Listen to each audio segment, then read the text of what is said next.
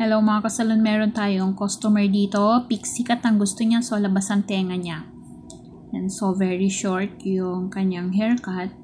And so lagi ako nag-i-start sa taas kapag ang buhok niya ay medyo mahaba na at pantay. And ito kasi yung guide ko, yung ginupitan ko sa taas. Yan. So pahatak pataas ang pagle-layered ko.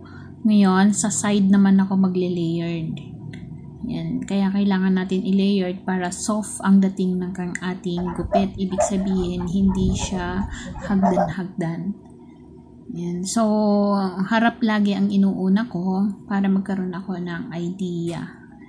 Yan. So, unti-unti ang ginagawa natin. So, hinuhuli ko ang likod. Nasa second layered pa rin ako sa likod. Yan. So, dapat pa-layered ang paggugupit natin. Yan. Ganyan lang mga kasalon ang magugupit. Ngayon, pa-barbers naman yung paggugupit ko sa pinakailalim para maiksian ko. Pero pa-layered pa rin. Yan. So, ganyan lang ang magugupit mga kasalon. Yan. Para soft ang dating niya, pa-layered ang paggugupit natin. Pero gunting ang sukla at suklay ang ginagamit natin. Okay mga kasalon, kapag tayo ay naggugupit, medyo aware tayo doon sa kanyang tenga. So, yung ating suklay dapat ay nakapatong dun sa tenga niya para hindi natin magupit yung kanyang tenga. So, lagi tayong mag-ingat kasi matalim ang ating gupit, ay ang ating gunting. Gupit naman ang nasabi ko mga kasalon. Sorry naman. Medyo pagod na tayo.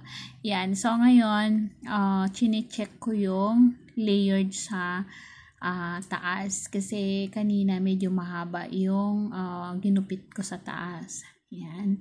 So, dito naman ako sa kabilang side. Ganun pa rin mga kasalon na pa-layered yung ating paggugupit habang iniiksian natin.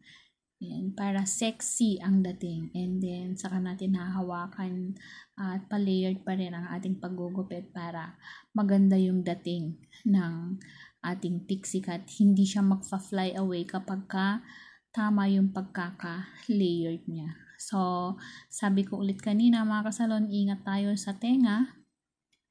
Yan, kasi maaari natin madisgrasya ang customer lalo na kung salita siya ng salita. Yan. So, ganyan lang mga kasalon, checking lang tayo. Yan. Makikita nyo naman kung maganda yung bagsak ng kanyang hair. Yan. So, dito sa bangs, pwede natin kunin lahat yung kanyang bangs tapos i-layer din natin. Then, i-check din natin sa taas kasi kung mas maiksi, mas maganda magbabalk yung kanyang hair. Kasi yung kanyang hair ay manipis sa tuktok. Yan. So, kailangan mas maiksi doon sa taas. Ayan, mga kasalon. Tapos na, ang kulang na lang sa kanya ay kulay. So, ito yung kanyang liko. Diba, mga kasalon, maganda yung pagkakabagsak ng pagkaka-layered natin. Yan. So, ayan, mga kasalon, sana natuto kayo at meron kayong mapulot sa aking mga